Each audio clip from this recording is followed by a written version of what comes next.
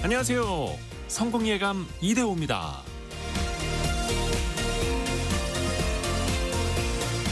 우리는 매일같이 주식이나 코인 등의 시세를 찾아봅니다. 부동산 역시 살 곳을 넘어 사는 것으로 인식하기도 하죠.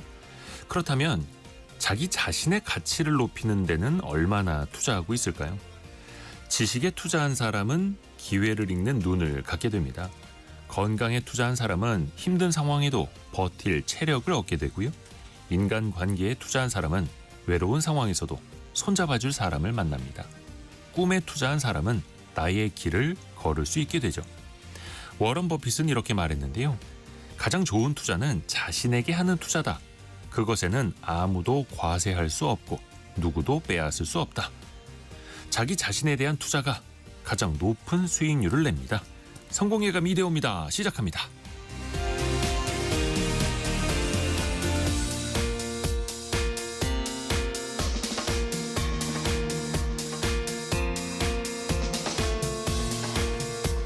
안녕하세요. 이대호입니다.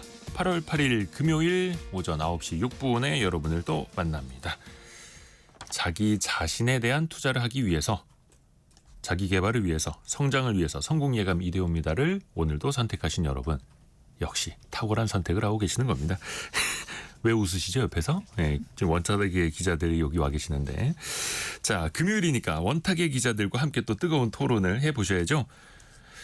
이게 참 안 좋은 일이 너무 많이 반복됐습니다. 올해 들어서 5번이나 산업재해를 낸 회사가 있죠. 포스코 ENC가 집중 타겟이 되고 있는데요. 건설업 면허가 취소될 수도 있지 않을까라는 전망들도 나오고 있고요. 근본적으로 왜 이렇게 산업재해가 반복되는지 해결책까지 한번 같이 이야기해 보시죠. 또 대한항공이랑 아시아나항공이 합병 작업을 진행하고 있는데요. 일반석 그 좌석의 너비를 축소한다는 이야기가 들려왔습니다. 또 일부 노선은 티켓 가격을 올려서 공정위로부터 엄청난 제재금을 부과받기도 했고요. 또 반대로 저비용 항공사이죠. LCC들의 경쟁은 더 치열해지고 있습니다. 항공업계 이슈 같이 한번 논의해 보시죠. 오늘의 경제상식 퀴즈 지금 나갑니다. 네 글자인데요. 최근에 이춘석 의원에 대한 주식 이것 의혹을 경찰이 수사에 나섰죠. 25명이나 되는 전담 수사팀을 꾸렸다고 하는데요. 타인 명의를 빌려서 주식을 거래하는 이 행위, 주로 본인의 이름을 숨기고요. 다른 사람 이름으로 주식, 부동산, 예금 등등에 거래하는 걸 말합니다. 불법 증여나 탈세, 내부 정보를 활용하는 거래 등등의 나쁜 목적이 깔려 있을 수도 있겠죠. 금융실명법 제3조는요. 금융거래를 할 때 본인의 실명을 사용하도록 원칙으로 하고 있고요. 이걸 어기면 5년 이하의 징역 또는 5천만 원 이하의 벌금에 처할 수 있습니다. 또 여기에다가 만약에 주식시장에서 미공개 정보를 이용했다면 자본시장법 위반까지 형량이 더 무거워질 수 있죠. 자, 어떤 거래라고 할까요? 실명거래의 반대말. 실명거래의 반대말. 자, 네 글자 보내주시면 되고요. 짧은 문자 50원, 긴 문자 100원이 되는 샵 9730. 또 KBS 콩 열려 있고요. 추첨을 통해서 다양한 선물 보내드립니다. KBS 콩과 유튜브는 언제든지 열려 있습니다. 성공예감 이대호입니다. 자주 검색하시면 성공이 가까워집니다.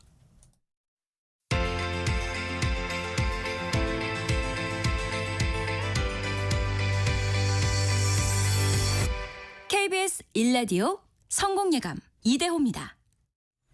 경제상식 퀴즈 정답 김성훈님, 수상한 거래. 수상하죠. 수상하긴 합니다. 자, 원탁의 기자들도 만나보시죠. 알고란의 고란 기자, 동아일보 백상경 기자, 한국경제신문 강영현 기자와 함께합니다. 안녕하세요. 안녕하세요.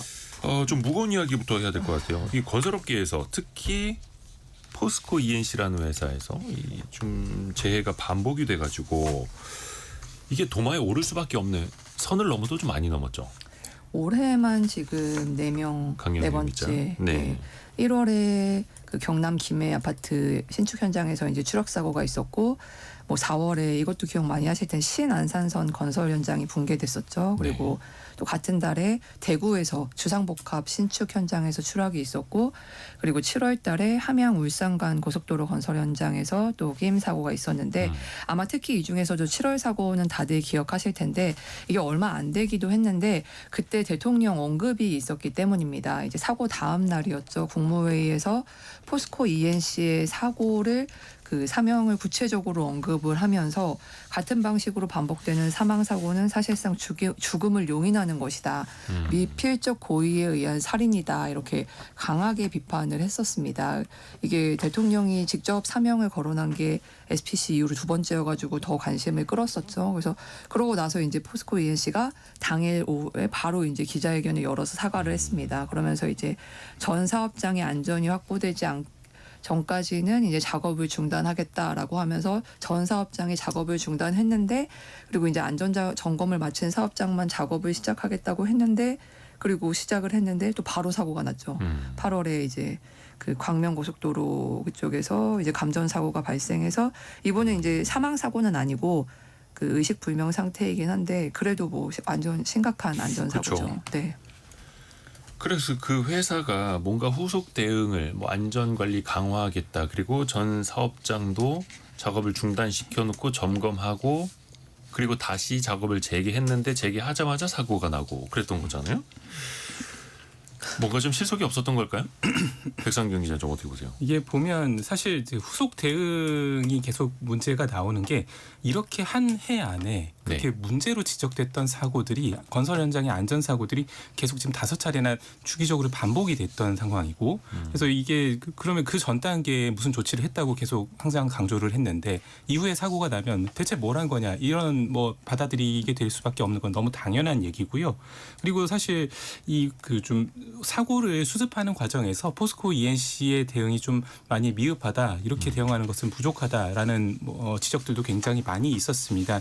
특히나 보면은 이 광명 신안산선 붕괴 사고 이렇게 났었을 때 이때 첫 사과문을 이렇게 발표할 때까지 거의 한 6일 정도 걸려가지고 당시에도 굉장히 지탄을 받았었던 적이 있고요.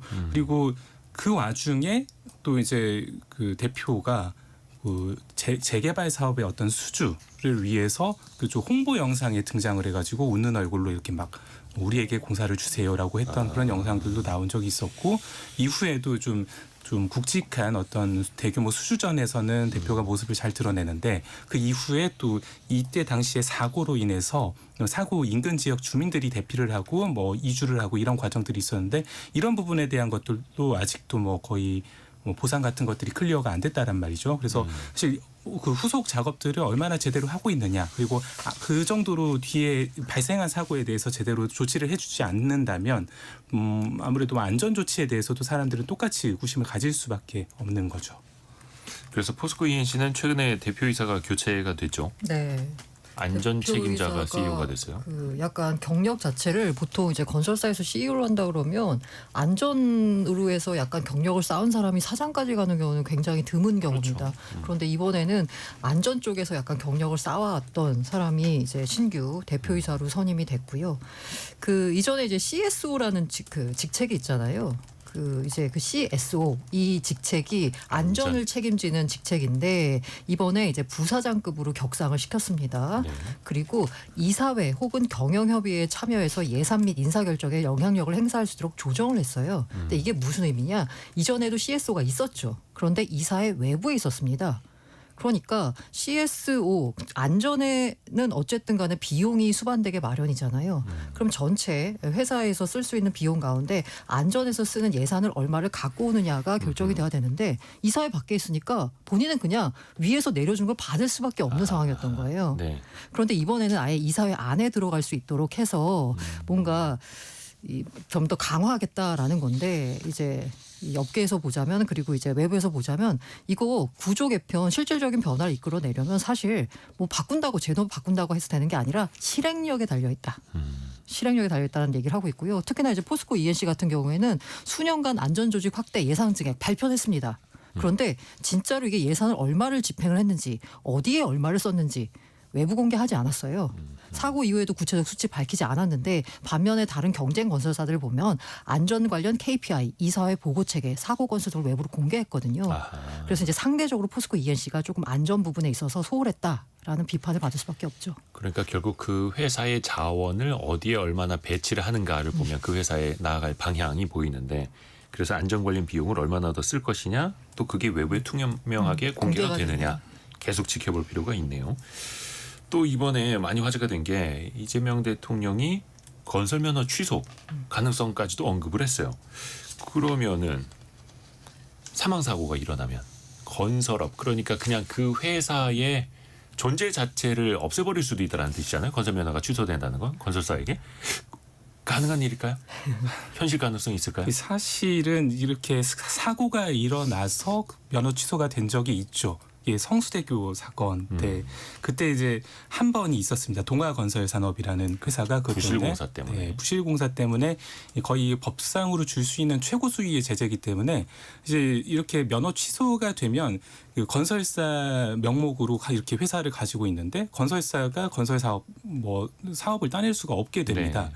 그리고 이제 공공은 물론 다 이렇게 따기가 어려운 것도 있고 새로 이렇게 면허를 다시 회복을 해서 취득을 하더라도 네. 이게 그냥 신생 건설사가 되는 거예요. 그 전에 이 건설 사업에서는 사실 과거에 내가 어떤 공사를 했었고 그리고 이러이러한 실적들이 있으니까 우리가 굉장히 그러니까 유능한 어떤 건설사입니다. 이런 것들을 잘 이렇게 정리해서 보여주는 것들이 중요한데 그 과거의 그 수주 실적들도 다 이렇게 반영이 안 되거든요. 그래서 사실상의 신생 건설사가 되는 것들인데 일단은 그 이재명 대통령이 굉장히 강력한 미필적 고의에 의한 어떤 살인 이런 표현까지 써가면서 면허 취소까지 얘기를 하는 것들은 그렇습니다. 그 면허 취소라는 조치가 실제로 나올 수 있느냐보다는 좀 이 업계 건설 업계 전반에 대해서 이런 안전사고에 대해서 이거 잘못하면은 면허 취소까지 이르는 굉장히 강력한 조치를 취할 수 있다. 그러니까 지금 빨리 자정작용을 좀 하고 그리고 이런 안전에 대한 어떤 부분들을 보완을 해라. 이렇게 좀 강력한 메시지를 던지고 있다라고 봐야 될 것 같고요. 사실은 이렇게 면허 취소가 되면은 네. 포스코 ENC의 임직원들은 물론이고 거기랑 관련돼 있는 여러 가지 이제 하도급 업체들이 굉장히 많이 있잖아요. 근데 그렇죠. 사실 그래서 한 건설사 그리고 그 포스코 ENC가 지금 시공 능력 7위거든요. 그러니까 굉장히 대형 건설사인데 이 대형 건설사 하나를 이렇게 면허 취소를 하게 되면 사실은 좀 굉장히 줄줄이. 파급 효과가 크기 때문에 그렇죠. 지금 당장 면허 취소를 하겠다라고 말을 꺼내는 것 같지는 않고요. 이런 것까지 검토해서 좀 강하게 제재를 할 수 있으니까 안전에 대해서 그만큼 신경을 써라라고 좀 해석을 하는 게 맞지 않을까 생각을 합니다. 그래서 참 대마불사라는 이야기가 나오는 거고 그런데 또 엄히 벌해야 할 필요는 있고 그래서 업계가 다 같이 좀 긴장을 하고 안전 쪽으로 더 신경을 써야 하는데 정부가 새로운 입법을 준비하고 있어요. 건설안전특별법 어떤 내용인가요? 이거는? 고랑 기자. 이게 다 모았다라고 보면 될 것 같아요. 건설과 관련된 안전한 이걸 다 모았다. 이게 특별법이잖아요. 네, 특별법이기 때문에 밑에 이제 그 하위로 가면 다른 이제 개별 산업에 관련된 법안들이 다 있습니다. 만나겠죠. 그 안에 예. 그 가운데서 건설 안전과 관련된 부분을 모아서 특별법을 만들자라는 얘기가 나오고 있거든요. 그래서 지금 건설안전특별법 같은 경우에는 다단계 하도급 구조로 운영되는 건설 현사의 특성을 반영해서 건설공사 발주자 시공사, 하도급 시공자, 노동자, 지자체 등 역할에 따른 안전관리 책임과 의무를 부여했습니다. 그래서 건설공사 안전관리에 대해서는 다른 법률에 우선해가지고 이게 특별법이잖아요. 네. 다 건설에 있는 다른 법안의 내용보다 우선해서 적용한다라는 거고요. 핵심을 보자면 저는 이 부분인 것 같아요.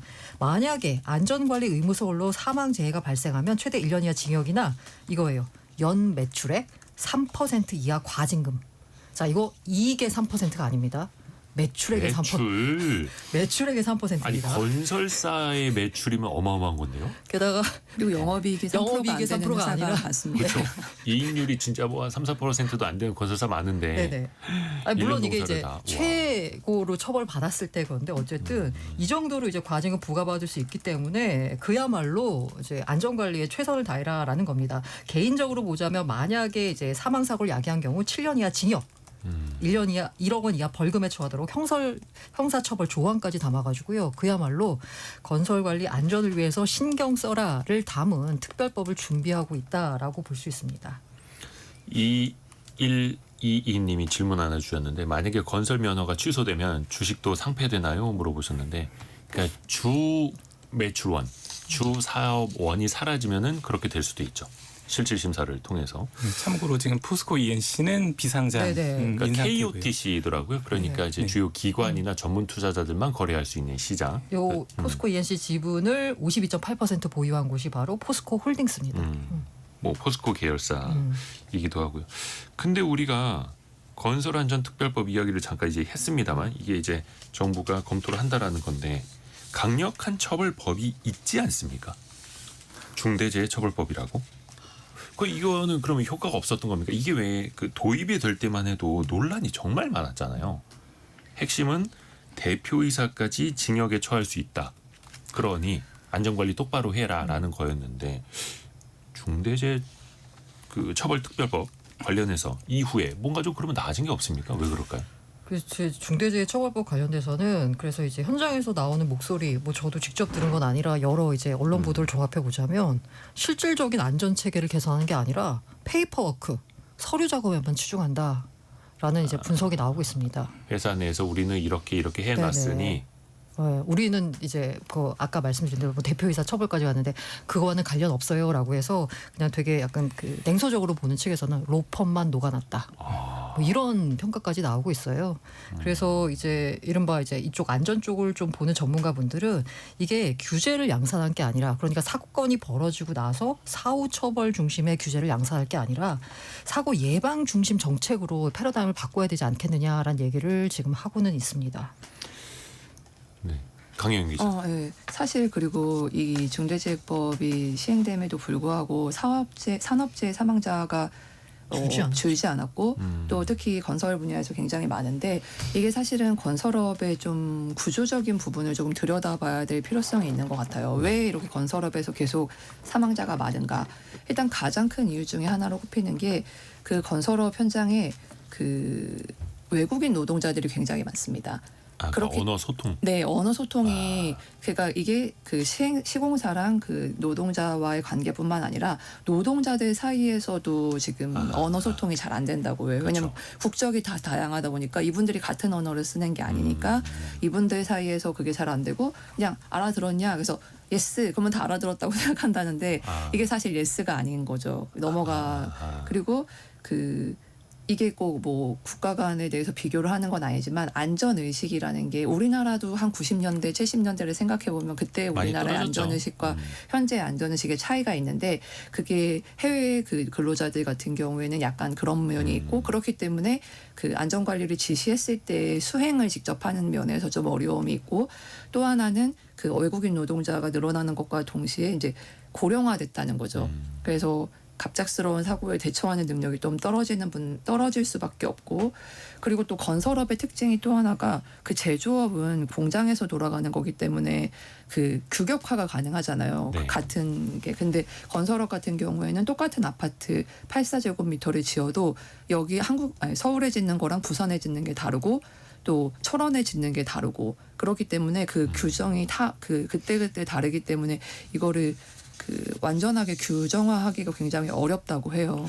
그래서 이런 측면에서 조금 더 좀 아주 디테일한 방안이 나와야지 되지 않을까 싶습니다.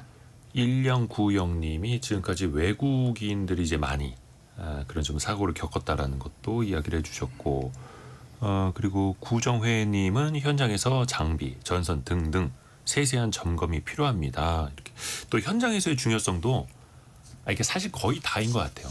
회사 내에서 물론 얼마나 자산을 이제 배치를 해줄 것인가, 얼마나 규정을 정확하게 만들 것인가도 매우 중요한데 그걸 현장에서 따르지 않으면 맞습니다. 예를 들어서 저도 이제 그 한 달이 건너서 지인의 지인이 한 2층, 3층 정도에서 일하시다 떨어졌다는 거예요. 근데 한 2층밖에 안 되니까 내가 이거 안전바를 걸어야 되나? 그러니까 안 거셨다는 거죠. 맞습니다. 근데 이제 또 크게 부상을 당하시고 그래서 현장에서도 이 생각을 더 좀 철저하게 하셔야 되는데 특히 현장에 계시는 분들은 날도 덥고 막 주렁주렁 뭐 매달고 있어야 되고 하면은 힘드니까 그래서 전 현장에서 정말로 그 회사 책상 위에서부터 현장까지 다 좀 이루어져야겠죠.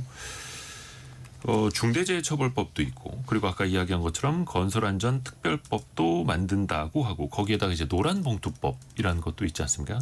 노조의 활동을 조금 더 광범위하게 인정을 하고 보장을 하는 그러다 보니까 이게 또 한켠에서는 산업 또 경제가 위축될 수 있다라는 우려도 나와요. 어떻게들 보세요?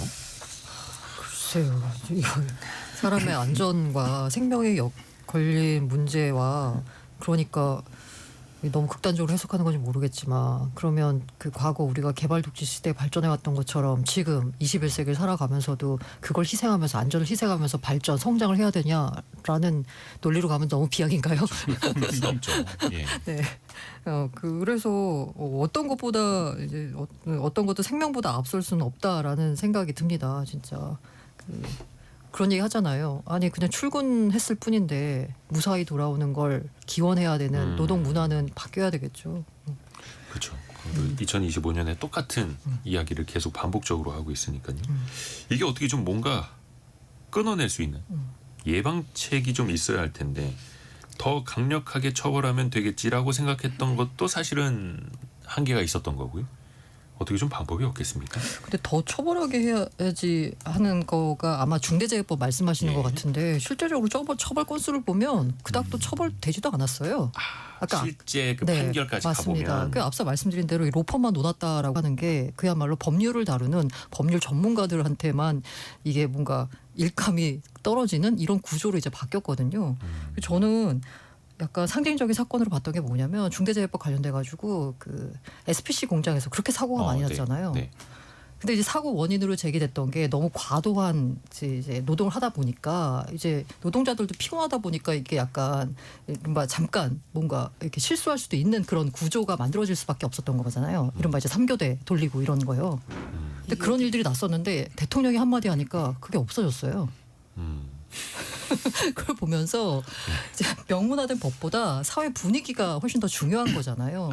그 사회 분위기를 이제 안전 쪽을 강조하는 쪽으로 이제 만들어가는 그런 분위기가 만들어지면 그의 분위기에 맞춰서 중대재해법의 경우에도 제가 아까 처벌이 제대로 이루어지지 않았다라는 말씀을 드렸는데 이게 이른바 이제 양형 기준이 없거든요.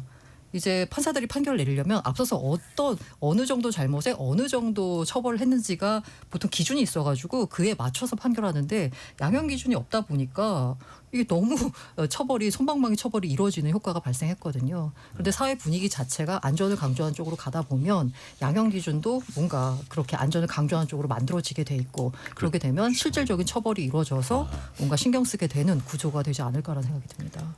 유은영님이 안전보다 성장이 중요한 택일의 문제가 아니고 안전은 안전대로 처벌을 제대로 하고 관리를 철저히 해야 할 것 같습니다. 이렇게 의견 보내주셨고요.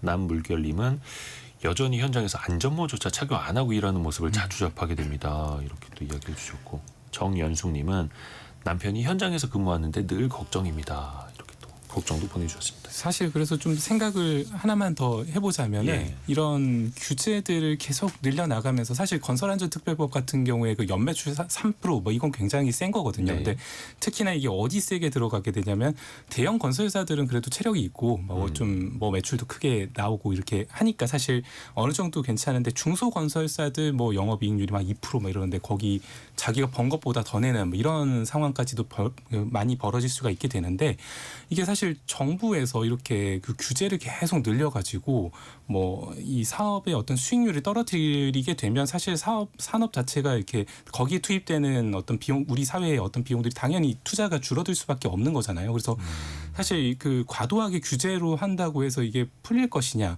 사실 그런 측면에서 보면 정부에서조차 공공 입찰을 할 때 최저가 입찰로 뭐 해라 이게 아니라 사실 안전하게 제일 안전하고 사고 없게 한 업체한테 우리가 최대 가점을 주겠다.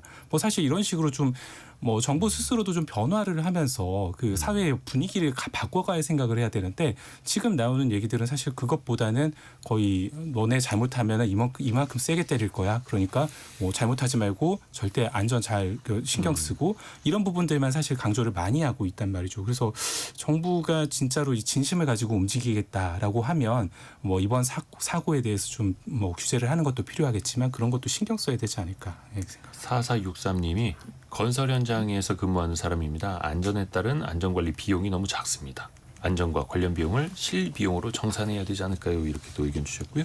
저희가 시간상 또 두 번째 이슈로 넘어가겠습니다. 경제상식 퀴즈 한 번 더 내드리고요. 오늘의 퀴즈 정답은 네 글자인데요.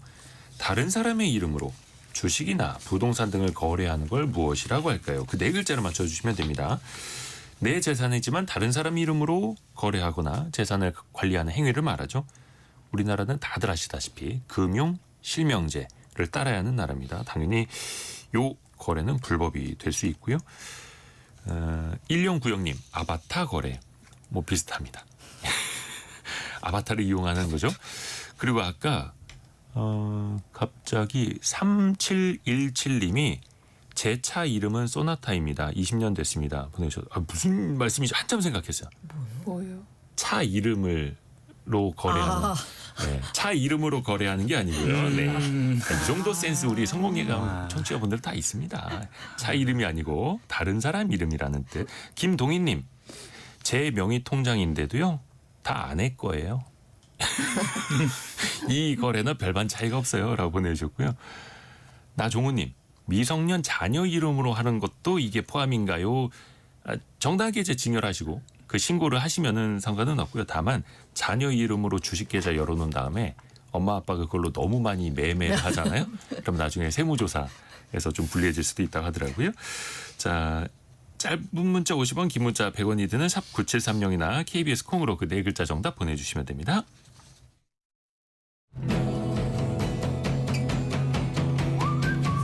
오늘의 움직임에 주목하고 세상의 흐름을 놓치지 않습니다.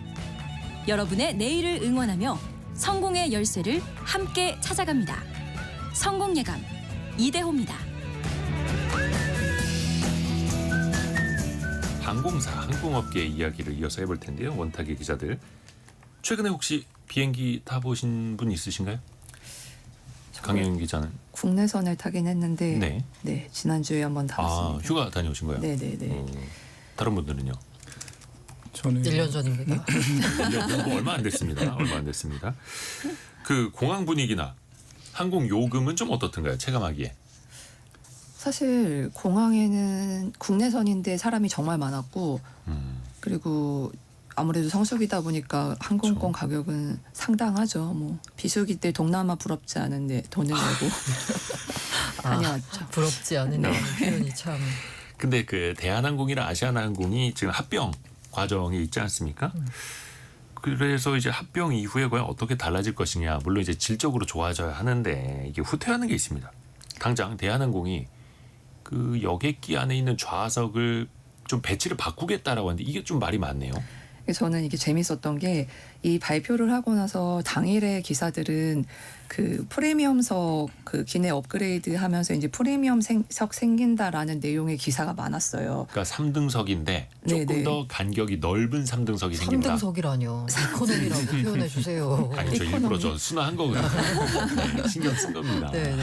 그러니까 프레스티지석 그리고 이코노미석 중간 클래스를 만들겠다 해서 프리미엄 이코노미. 네, 그래서 뭐 좀 더 넓은 좌석, 뭐 서비스도 좋아지고 뭐 이런 여러 저런 거를 강조해서 발표를 했는데 막상 온라인이나 이제 소비자들 사이에서 논란이 됐던 게 이코노미석인 거예요. 그러니까 이코노미석이 이제 당연히 생각하기에 이제 프리미엄석이 생겨서 자리가 넓어지면 그걸 어디서 내지? 비행기는 정해져 있는데라는 생각이 들 거잖아요. 네.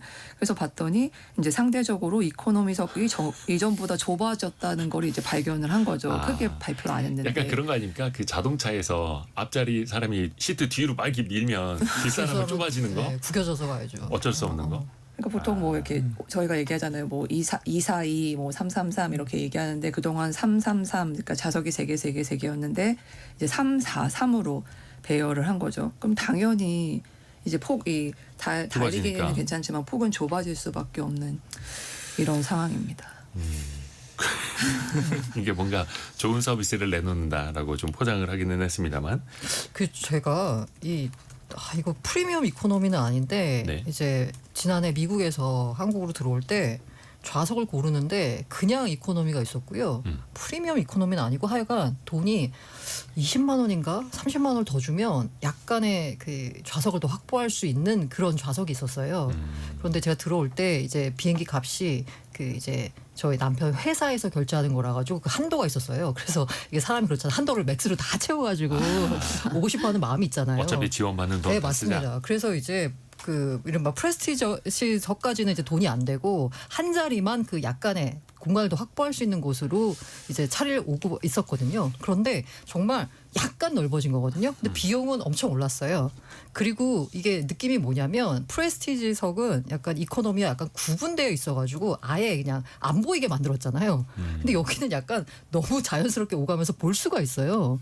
그러니까 이제 보는 사람 입장에서는 저 자리는 조금 더 넓은데 약간 이런 마음이 들면서 좀 돈 주고 저걸 더 앉아볼까? 왜냐하면 지금 이코노미 너무 좁으니까. 근데 그 가격 차이로만 한 10%더 비싼데 공간은 또 얼마 더 넓고 뭐 이런 식으로 하다 보니까 사람들이 또 그쪽으로 옮겨갈 수 있는 유인이 그런 식으로 약간 느낌이 뭐냐면 왜 그런 얘기 하잖아요. PC방에서 아무도 라면 시킨 사람이 없는데 그 일정 수 되면 라면을 하나 시켜가지고 이렇게 돈다고 하잖아요. 냄새 풍기면서. 마찬가지로 이건 완전히 구분된 좌석이 아니다 보니까 이코노미석에 탄 사람들에게 야 너희들도 돈 좀만 내고 이쪽으로 와 라고 약간 유인하는 느낌을 주고 그러면서 이쪽으로 유인하기 위해서는 기존에 있던 걸 더 계약을 시켜야지 더 이쪽으로 오게 하잖아요. 그러니까 고도한 상술이 마련된 좌석 개편이 아닌가. 정말 많이 편한가요? 그만큼 아니요. 정도도?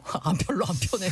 그 10%의 공간 차이. 뭐 물론 이제 느끼시는 분들도 계시겠습니다만. 모르겠어요. 전 별로 안 그러니까 편해요. 한쪽에서는 개선을 하지만 한쪽에서는 개악이 되는 네. 부분이 있을 수밖에 없다. 공간이 한정되어 있으니까. 그러면서 수익은 최대화하는. 약간. 그렇죠. 왜 예전에 저는 진짜 좋았던 게 이코노미석 탔는데 그 비상구 앞에 앉으라고 할 때.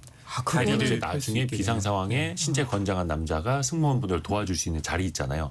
근데 요즘에는 돈을 거기에도 더 추가 요금을 받더라고요.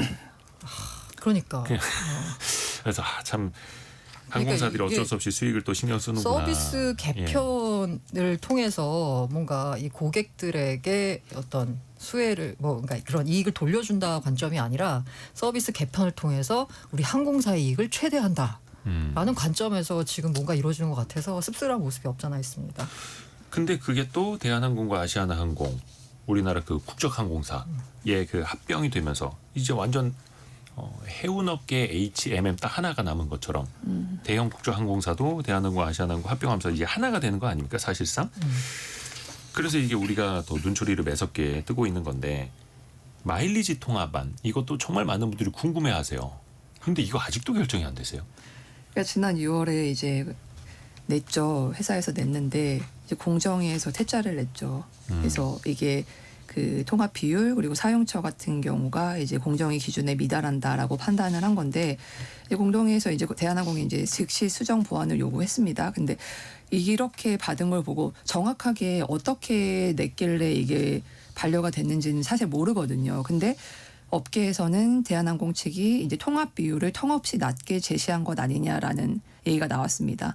그러니까 그동안 업계에서는 이제 한 통합 비율 같은 경우에는 탑승은 1대1 그리고 제휴 마일리지 같은 경우에는 1대 0.7 정도로 이제 되지 않겠냐라고 생각을 해왔어요. 그래서 일단 탑승은 똑같은 거니까 1대 1이지만 이제 그동안 사실 저희가 카드 써보면은 1마일당 가치가 이제 좀 나오잖아요. 뭐 1,000원 했을 때 대한항공은 1 쌓이면은 그 아시아나는 뭐 1.5 쌓이기도 하고 이러니까 보통 한 30% 정도 차이가 난다고 하더라고요. 그래서 그런데 이거가 통과가 되지 않은 걸 보면은 이거보다 좀 낮게 제시를 한 것 같습니다. 그래서 아무래도 좀 독점적인 지위를 갖게 되면은 이렇게 소비자들의 이익보다는 아무래도 좀 더 회사의 이익을 찾게 되는 것 아니냐라는 우려도 그래서 함께 나오는 것 같습니다. 그렇죠. 그래서 사실상 경쟁이 가져오는 이점이 있는 거고 독점이 가져오는 좀 불리함이 또 소비자들한테 있는 건데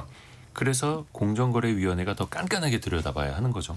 근데 그 합병 과정 중에 아시아나항공이 지난번에 저희가 경제뉴스 시간에도 전달해 드렸습니다만 120억 원대의 과징금을 부과받았어요.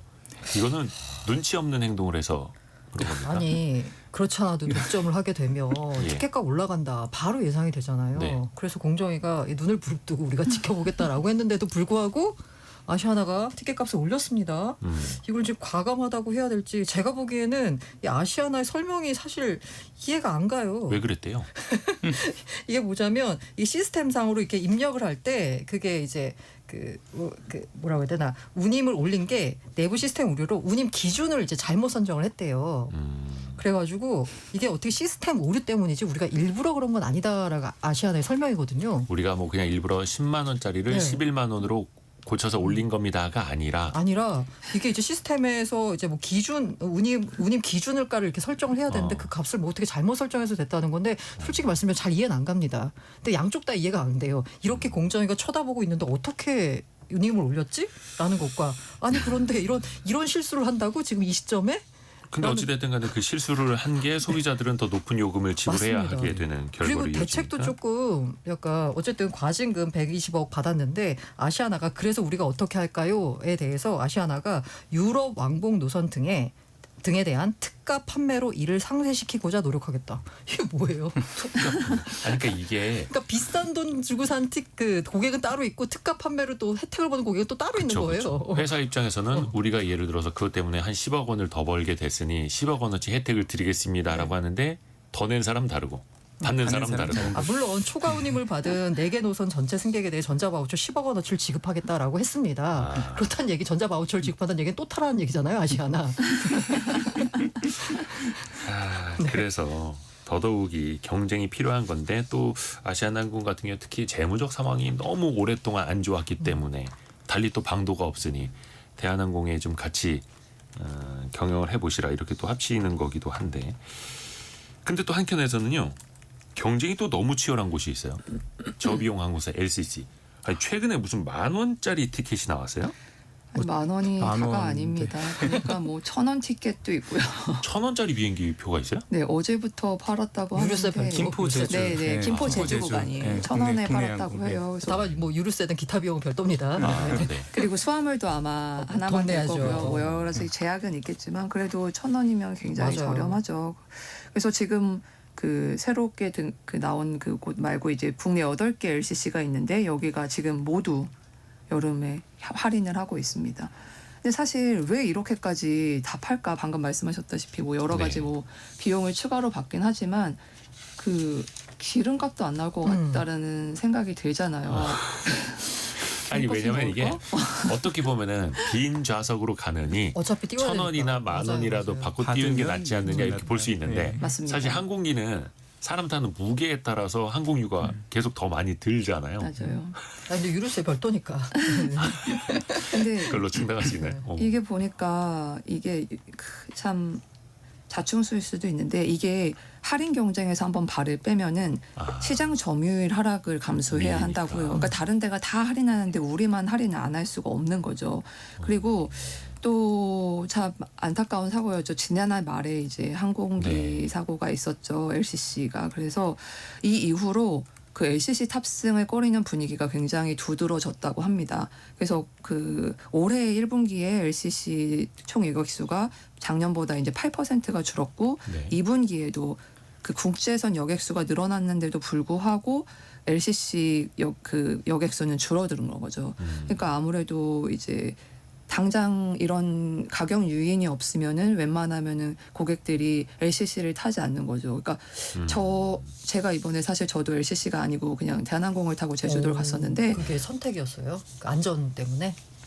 약간 그런 면이 있었어요. 부모님이랑 같이 가고 조카도 같이 가니까 이제 짐이 많아서도 있었는데 그런 부분도 약간 좀 고려를 하게 되더라고요. 근데 저뿐만 아니라 이런 분이 많았는지 대한항공이 추가로 항공기도 계속 하는데 이게 다 매진이 될 정도로 약간 그런 꺼리는 분위기도 좀 있지 않나 싶어요. 특히 국내에서는 LCC가 엄청 많아졌기 때문에 경쟁이 더 치열한데 그래도 조금 더 높은 비용을 내고 대한항공이나 아시아나항공을 타려는 사람들도 또 꾸준히 있는 거고요. 그런 와중에 대한항공, 아시아나항공은 가격을 올리고 가격을 올리고.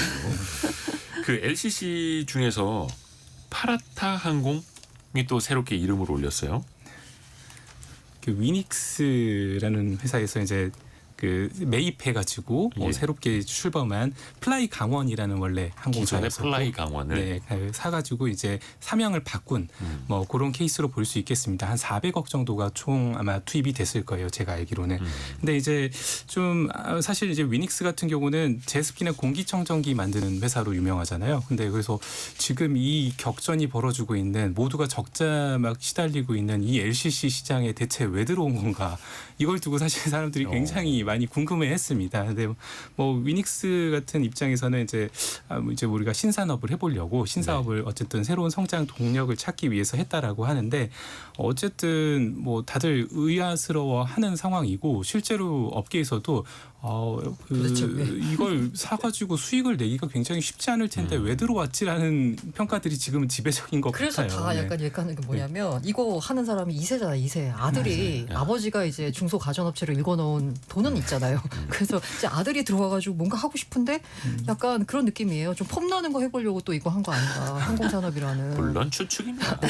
아 죄송합니다. 네. 네. 근데 이게 그 산업 전반적으로 봤을 때 LCC가 한 서너 개 있을 때 진입하는 것과 네. 7, 8, 9개 있을 때 진입하는 거랑은 경쟁의 강도가 완전 다를 텐데 그만큼 우리의 여행 시장이 커져서 그러는 건지 좀 앞으로는 어떻게 보세요? 근데 지금 이렇게 1,000원짜리 항공권이 나오고 10,000원짜리 항공권이 나오고 이런 좀 프로모션이 나오는 것들이 사실 뭐 이렇게 표현하면 그럴지 모르겠는데 정상적인 상황은 아닌 것 같거든요. 굉장히 강력한 프로모션이고 지속 가능하지 않은 프로모션이라고 생각을 해요. 개인적으로는. 근데 이런 정도로 나와서 경쟁을 하지 않으면 MS가 떨어질 위기에 처한다라는 것 자체가 지금 공급이 거의 초과한 상태가 아닐까라는 생각이 들고 앞으로 뭐 우리의 여행 수요가 얼마나 늘어날지는 잘 모르겠지만 인구 구조상으로 봤을 때도 더 탑승객이 늘어날 수 있을까라는 생각은 들거든요. 네, 무엇보다 이렇게 수익성이 안 나오는데 계속 쏟아부는 상황에서는 결과적으로 안전에 소홀할 수밖에 없다라는 그렇죠. 우려가 되거든요. 그 부분에 대해서 뭔가 이렇게 그 관계 당국이 좀 신경 써서 오히려 더 지켜봐야 될 것 같습니다. 안전 비용만큼은 아끼지 않도록. 오늘은 알고란의 고란 기자, 동아일보 백상경 기자, 한국경제신문 강영현 기자였습니다. 고맙습니다. 네, 감사합니다. 감사합니다.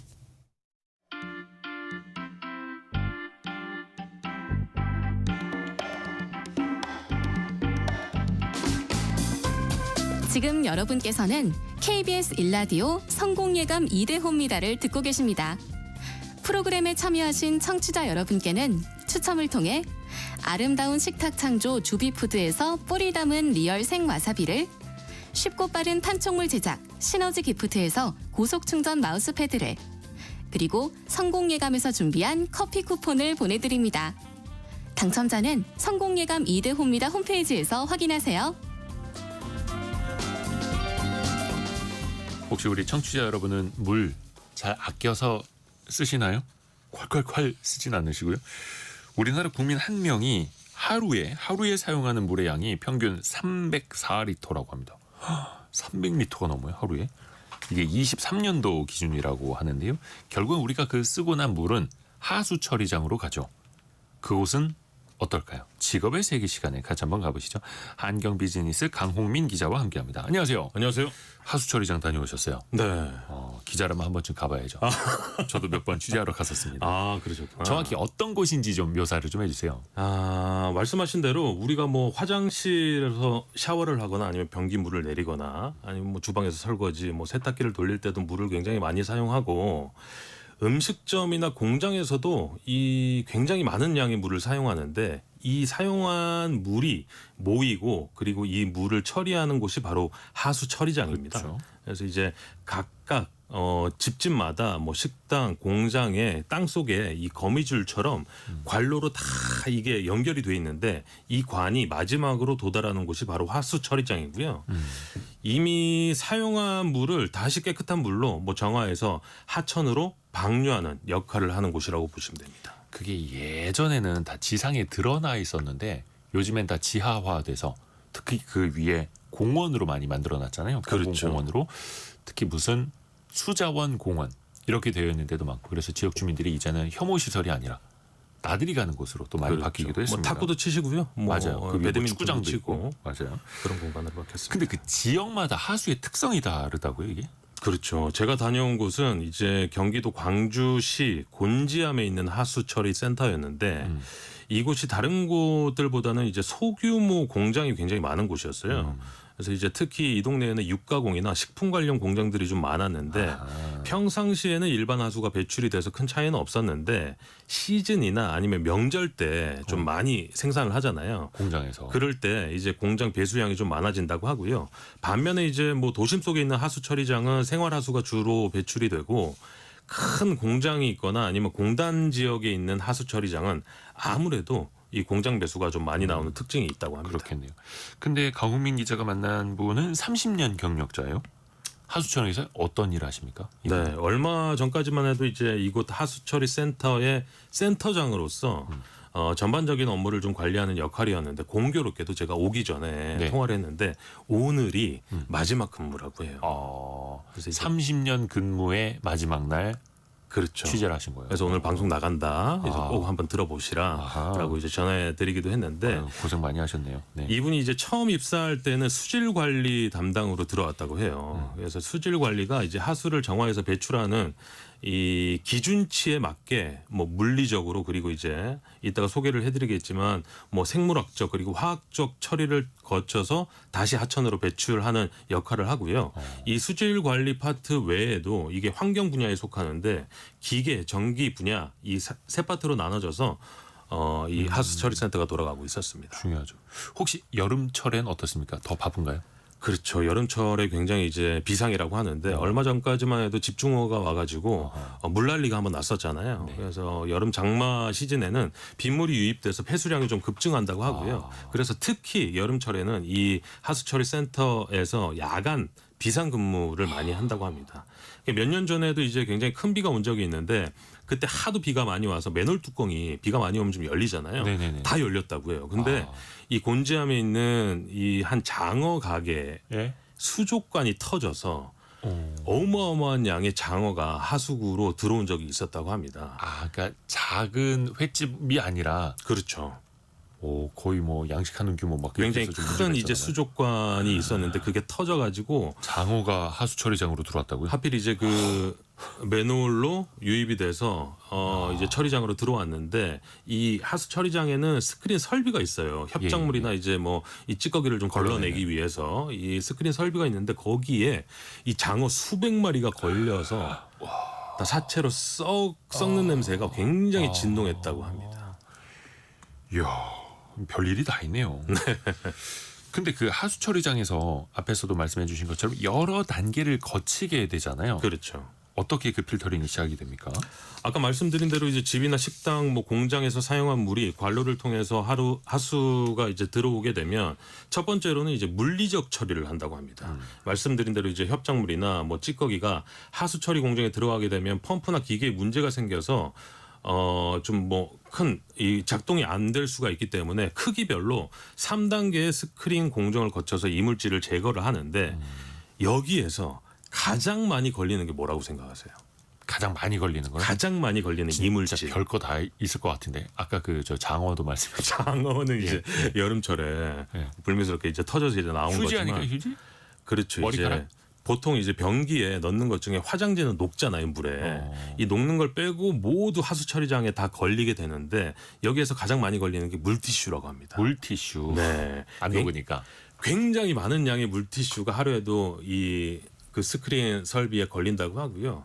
그 다음으로 많이 걸리는 게 음식물 찌꺼기가 굉장히 많이 걸린다고 해요. 음식물 찌꺼기도 그걸 다 먼저 걸러내는 거고. 걸러낸 다음엔요 어떻게 합니까? 걸러낸 다음에는 미생물인 박테리아를 이용해서 생물학적 공법을 실행을 하는데 네. 이 미생물이 불순물을 분해하고 거르는 역할을 한답니다. 그래서 이 과정에서도 분해가 안 되는 것들이 있는데 이거는 약품을 활용해서 화학적 기법으로 처리하기도 하고요. 마지막으로 이제 미생물과 맑은 물을 분리를 해서 한 번 더 여과기를 거쳐서 소독한 다음에 그 다음에 이제 하천으로 방출을 하게 된답니다. 물리적으로. 그다음에 미생물 또 화학적까지. 그래서 우리가 이제 먹고 마시고 씻고 할 수 있는 깨끗한 물이 또 되는 건데 강우민 기자가 만나신 분이 30년 동안 일을 하셨고 하수처리장에서 혹시 기억에 남는 에피소드는 어떤 게 있었답니까? 이분들이 일하면서 가장 두려운 게 이제 불명수라고 해요. 불명수? 이 불명수라는 게 예. 뭐 지하수나 빗물 그리고 하천 유입수 공장에서 허가를 받지 않고 무허가로 쏟아내는 이제 배출수를 통틀어서 불명수라고 하는데 이게 들어오면 미생물에 문제가 생겨서 물 처리도 잘 안 되고 수질 기준 초과 범위가 있는데 이 초과도 넘게 돼서 굉장히 이분들이 그 예의주시하면서 불명수가 들어오는지 안 들어오는지를 그렇게 근무를 한다고 합니다. 저 출처가 어디냐? 어떤 그렇죠. 물이냐? 모르는 거네요. 근데 어느 날 야간에 비가 오는 날에 갑자기 기름 냄새가 나서 가봤더니 예. 기름이 쏟아져서 들어왔다고 해요. 그래서 이제 일단 유입을 막고 흡착포를 급하게 구해서 띄워서 이제 흡수를 시켰는데 이 원인을 찾아야 되잖아요. 예. 근데 야간에 하필 이제 그분과 다른 직원 2명밖에 없어서 비 오는 날에 그 맨홀을 하나하나 다 열어서 예. 원인을 다 이제 찾았다고 합니다. 그래서 알고 보니 맨홀을 따라서 이제 가봤더니 가정집 빌라 2층에 기름이 터져서 생 걸 이제 확인을 했다고 합니다. 어떤 뭐 석유 등유 보일러 막 이런 그렇죠. 거. 아이고야. 근데 그거로도 다 찾아서 가서 원인까지 찾아내시고요. 대단하십니다. 굉장히 많은 역할들을 그러네요. 하더라고요. 근무 환경이 막 그렇게 좋을 것 같지는 않거든요. 어떻습니까, 현실은? 그렇죠. 이제 지금이야 시스템으로 잡을 수 있게 개선이 좀 많이 됐다고 하는데 당시만 해도 맨홀 안에 들어가서 추적하거나 설비에 뭐가 끼었다고 하면 아까 말씀드린 대로 장어 같은 게 끼었다고 하면 사람이 들어가서 직접 정비를 해야 되는데 그런 날이면 아무리 씻어도 이 냄새가 가시질 않는다고 해요. 어쩔 수 없겠네요. 그래서 이제 뭐 당시에는 근무 환경이 굉장히 열악하다 보니까 신입 사원이 들어와서 일하는 걸 보고 하루 만에 다음날 출근 안 하는 경우도 나와요. 좀 있었다고 합니다. 근데 이분은 30년 넘게 일을 하셨고 이제 퇴직을 앞두고 계시고 가장 보람을 느꼈을 때는 언제라고 하시나요? 말씀드린 대로 이분이 이제 90년대 입사를 했으니까 뭐 설비도 제대로 갖춰져 있지 않고 굉장히 열악한 상황에서 근무를 하다 보니까 사람의 손과 머리로 일을 해야 됐던 시절이 굉장히 기억이 많이 난다고 하고요. 그리고 이제 특히나 곰지암 주민분들에게 굉장히 고맙게 생각을 한다고 하는데 마지막으로 매일 우리가 사용하는 물 뒤에는 이분처럼 늘 깨끗한 수질을 유지하려고 노력하는 사람들이 있다라는 걸 좀 알아줬으면 하는 바람이 있었다고 그래서 합니다. 물도 좀 아껴 쓸 필요도 있고요. 우리가 네. 물과 공기의 감사함을 잘 모르고 있는데 물을 또 잘 관리해 주시는 분들한테도 감사한 마음 한 번 더 갖게 됩니다. 한경 비즈니스 강홍민 기자였습니다. 고맙습니다. 감사합니다. 감사합니다. 저희가 이제 2부로 갑니다. K-팝의 인기 위상이 날로 높아지고 있죠. K-팝을 주제로 다룬 뭐 애니메이션, 영화 등등도 해외에서 서양에서도 엄청난 인기를 끌고 있고요. 그 이야기 2부에서 이어갑니다. 잠시 뉴스 들으시고요. 10시 5분에 금방 다시 뵙겠습니다.